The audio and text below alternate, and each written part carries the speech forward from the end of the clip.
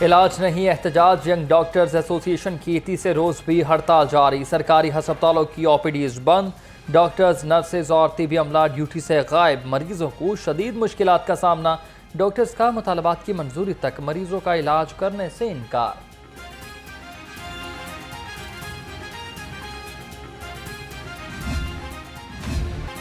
वज़ीर आला पंजाब मरियम नवाज की ज़ेरे सदारत इजलास ईद पर उम्दा कारकर्दगी पर डिप्टी कमिश्नर्स और उनकी टीम को सराहा। वज़ीर आला पंजाब की मुमकिन बारिशों के पेश नज़र पेश की इंतजामात की हिदायत। कहा, आवाम तक अशय खुरनोश की सस्ते दामों फराहमी यकीनी बनाई जाए। पंजाब असम्बली में बजट पर बहस का आज तीसरा रोज। पंजाब असम्बली का इजलास दोपहर 1 बजे दोबारा होगा। स्पीकर पंजाब असम्बली मलिक मोहम्मद अहमद खान इजलास की सदारत करेंगे। इजलास में हुकूमती और अपोजिशन अरकान बजट पर आम बहस में आज भी हिस्सा लेंगे। महंगाई के घने बादल छट ना सके। सब्जियां और फल बदस्तूर आवाम की पहुंच से दूर। अदरक 640, लहसुन 300, प्याज 120 और मटर 240 रुपए किलो तक हो गया।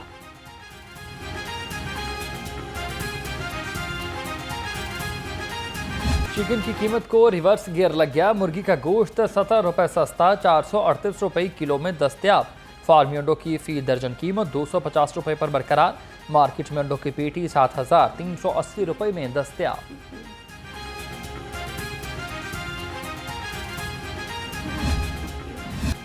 सेहत दुश्मन अनासिर के खिलाफ फूड अथॉरिटी का ग्रैंड ऑपरेशन। ईद तातीलात में 7,100 फूड पॉइंट्स की चेकिंग। 12 रेस्टोरेंट्स, 800 स्वीट्स यूनिट्स को बंद कर दिया। नाकिस इंतजामात पर 1,000 फूड पॉइंट्स को 1 करोड़ 51 लाख के जुर्माने आए। सूरज आग बरसाने लगा। शहर में कहर बरसाती गर्मी से शहरी हलकान। दर्जा हरारत 38 डिग्री तक पहुंच गया। ज्यादा से ज्यादा पारा 40 डिग्री तक जाने की पेशगोई। महकमा मौसमियात के मुताबिक आज शहर में बारिश का कोई इम्कान नहीं।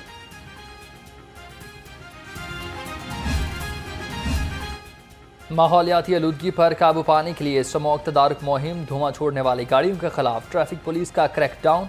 अब तक 33,000 गाड़ियों को 6 करोड़ 60 लाख रुपए जुर्माने किए गए।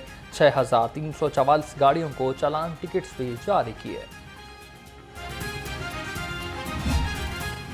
अमन दुश्मनों के खिलाफ CDD इन एक्शन। लाहौर समेत मुख्तलिफ शहरों में 152 इंटेलिजेंस बेस्ड ऑपरेशन किए गए। 22 दहशतगर्द गिरफ्तार हुए। धमाका खेज मवाद, हैंड ग्रेनेड और डिटोनेटर बरामद। सोयासल पुलिस और डाकुओं का आमना सामना। 2 डाकू जख्मी हालत में गिरफ्तार, 2 फरार हो गए। चोरी शुदा मोटरसाइकिल भी बरामद। पुलिस के मुताबिक दौरान स्नैप चेकिंग मोटरसाइकिलों को रुकने का इशारा किया। डाकुओं ने पुलिस को देखते ही फायरिंग शुरू कर दी।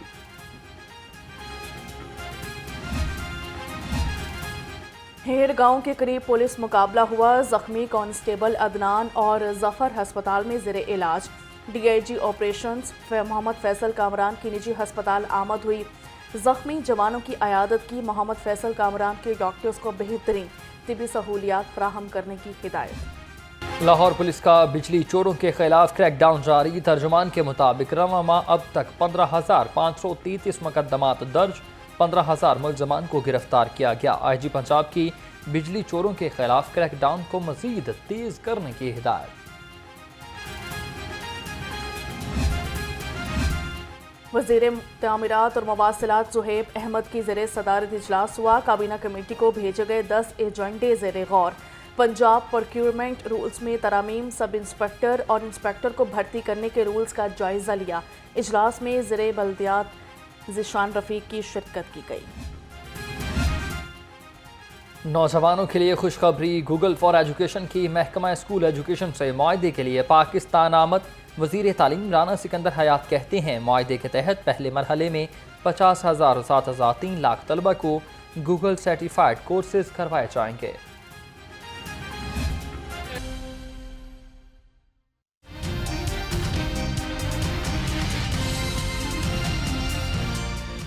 अस्सलाम वालेकुम, आप देख रहे हैं लाहौर रंग और मैं हूं हसनैन हैदर और मैं हूं हुमैरा असलम। हेडलाइंस आप जान चुके हैं। बुलेटिन का आगाज करेंगे। सबसे पहले आपको अपडेट करेंगे।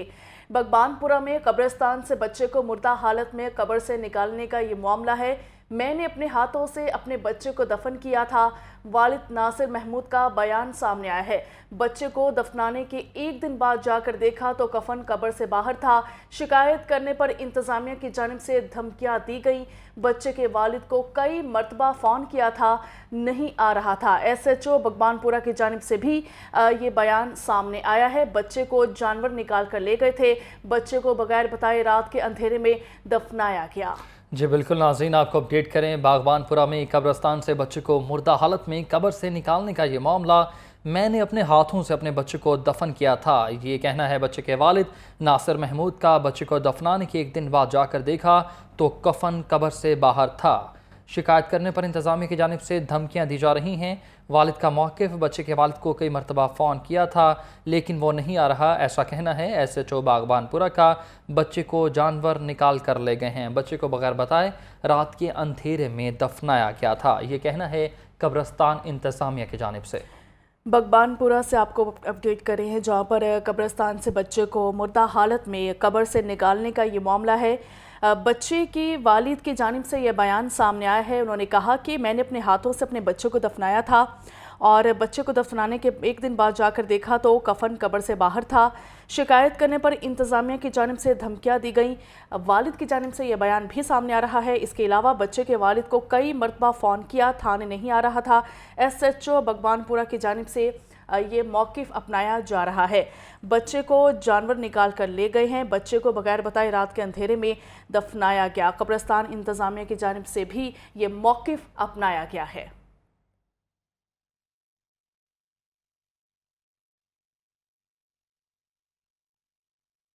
ईद की शाम 12 बजे हमारे घर बेटा पैदा हुआ है सर गंगाराम हॉस्पिटल में, और 3 बजे सर गंगाराम हॉस्पिटल की नर्सरी में बेटे की डेथ हो गई है। और वहाँ से हम बच्चे को अपने घर दरोगेवाला में लेके आए हैं।